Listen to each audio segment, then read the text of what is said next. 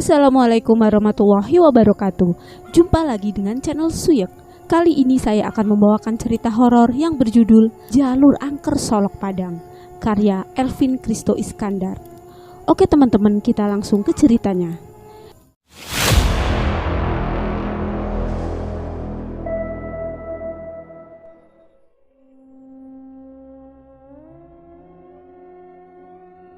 Ini adalah cerita horor pengalaman mencekam melewati jalur angker. Cerita horor yang tidak akan pernah aku lupakan. Aku tak pernah membayangkan seandainya perjalananku ketika itu menjadi perjalanan panjang yang tak berujung di jalur angker. Tepatnya pada tanggal 1 Mei 2017 silam, sekiranya pukul 10 malam ketika aku lihat jam di layar gawaiku. Mobil yang ayah kendarai bersamaku tengah melaju dalam perjalanan di jalur Solok menuju Padang. Malam itu, udara di luar sangat dingin, jalanan sangat sepi. Gelap, tidak ada lampu penerangan sepanjang jalan.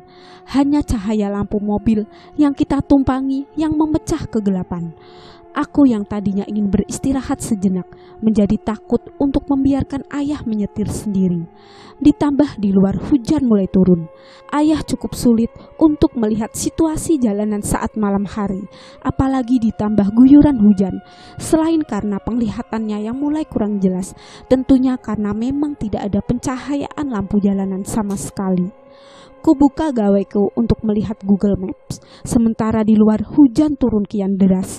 Ayah beberapa kali melihat kaca spion mobil seperti memastikan ada kendaraan lain yang melintas di jalanan ini. Namun nihil. Malam itu benar-benar sepi mencekam. Pepohonan di kiri dan kanan jalan seolah membawa perjalanan kami semakin dalam menuju kegelapan. Setelah beberapa kilometer perjalanan, kini kami melewati jalan yang penuh pohon-pohon besar di kiri dan di kanan jalan. Sementara di balik pepohonan itu terdapat jurang yang begitu curam. Karena kami berdua, aku merasa harus tangkis menghadapi situasi apapun malam itu. Ayah yang berulang kali mengeluh akibat rabun membuatku sedikit cemas. Namun kami merasa sedikit lega. Tidak lama dari itu, terlihat dari kaca spion ada seberkas cahaya lampu yang mulai menyusul mobil yang kami kendarai. Semakin dekat dan kami bisa melihat itu sebuah mobil Innova berwarna putih. Entah dari mana mobil itu muncul, sebab dari awal aku bisa memastikan bahwa tidak ada kendaraan lain selain mobil ayah. Tiba-tiba sering terang sekali. Mobil Innova putih itu menyalakan lampu yang sangat terang sekali. Itu membuat ayah sedikit terbantu untuk melihat jalanan di depan yang diselimuti kegelapan. Ayah memacu mobil mengikuti mobil itu yang menyalip kami. Selama 10 menit kami mengikuti. Aku merasakan ada sesuatu yang aneh. Mataku terasa berat untuk tetap terjaga. Namun aku berusaha untuk melawannya. Sementara ayah terlihat tetap berusaha membuntuti Innova putih tersebut. Samar-samar kulihat mobil di depan kami belok ke kiri. Sebelum aku benar-benar tak kuasa menahan kantuk yang menggelayut. Aku cepat-cepat mencegah ayah yang ingin turut membanting setir mobil ke kiri, mengikuti mobil yang di depan kami sebelumnya. Ayah sontak menginjak pedal rem. Dia tergelagap. Ayah mau kemana? Kita mau pulang kan? Lurus aja ya. Tidak ada jalanan belok di sini, kataku. Aku sangat ingat jalanan di sini. Tidak ada simpang, hanya ada jalanan lurus saja. Pun ketika aku melihat Google Map untuk kembali memastikan, raut wajah ayah terlihat sedikit pucat. Aku mencoba menenangkannya. Aku kembali meyakinkannya bahwa tidak ada persimpangan di jalan ini. Kuambilkan minuman air mineral dari dalam tas yang masih tersisa setengah. Kubukakan tutupnya, lalu kusodorkan untuk ayah. Di luar, hujan masih turun dengan derasnya. Kegelapan malam mengepung kami, ditambah kabut putih yang menyelimuti, membuat malam itu benar-benar kian mencekam. Sesaat kemudian, bulu kuduku berdiri ketika tiba-tiba terdengar suara tangisan perempuan dari balik pepohonan.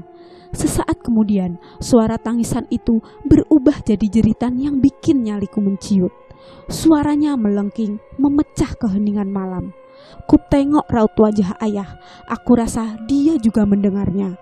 Bergegas ayah kemudian menancap gas, membawa mobil kami meninggalkan tempat tersebut. Setelah agak tenang, ayah melihat wajahku. "Nak, kamu lihat kan? Tadi ada di mobil yang belok ke arah kiri," tanya ayah. "Nak, ayah serius. Ayah cuma mau memastikan kalau mobil Innova itu ke arah kiri," lanjut ayah. Aku menganggukkan kepala. Kupandangi raut wajah ayah yang tadinya santai, kini berubah menjadi gelisah dan takut. Tidak seperti biasanya dia bersikap seperti ini. "Kenapa ya?" tanyaku balik. Ayah mengelus dada. Suasana hening sejenak. Udara di dalam mobil terasa gerah sekalipun pendingin tetap menyala. Suara jeritan perempuan yang masih terngiang memacu detak jantungku hingga tubuhku terasa panas dingin. "Jalanan di sini angker," kata ayah setelah beberapa saat diam. "Di sebelah kiri kita tadi itu jurang. Ayah tahu itu. Tapi ayah tidak tahu kenapa ingin mengikuti mobil tersebut. Ayah merasa seperti setengah tidak sadar. Jika kamu tidak menghentikan ayah, mungkin kita sudah di alam yang berbeda saat ini, nak," jelas ayah. Sontak bulu tengkukku kembali berdiri setelah mendengarkan pernyataan dari ayah. Ya, walaupun aku sebenarnya sudah tahu karena aku hafal jalanan ini, tapi itu adalah pengalaman horor pertamaku. Aku belum pernah mengalami hal menyeramkan semacam ini sebelumnya. "Ayah, tapi tadi aku juga melihat seperti ada jalan lain, tetapi jalan itu pendek seperti terpotong," jelasku. "Iya, itu hanya hayalan. Mobil Innova yang entah betulan atau bukan itu seolah sengaja membuat kita nyaman, seakan-akan memimpin jalan mobil kita untuk menuju perjalanan panjang tanpa ujung dan kematian," ucap ayah. Aku sangat bersyukur. Aku merasa Tuhan masih menyayangiku dan ayah pada malam itu. Jujur, tidak ada yang bisa aku ungkapkan pada malam itu. Ayah juga menceritakan bahwasannya jalanan yang tadi kita lalui adalah jalan angker. Setelah aku cari tahu, memang benar jalanan dari Solok menuju Padang itu dikenal angker. Konon sudah banyak memakan korban. Korban di sana rata-rata sepasang kekasih atau perempuan dan laki-laki. Adapun kasus seperti masuk jurang, kecelakaan, hingga hilang kendaraan dilahap oleh jalanan yang baru saja aku dan ayahku lewati. Mulai hari itu, aku tidak pernah mau dan tidur ketika dalam perjalanan, sebab traumaku malam itu. Jalanan dari Solok menuju Padang memang melewati hutan yang kanan kirinya terdapat tebing dan juga jurang yang dalam. Selama perjalanan tidak ada tikungan maupun simpang.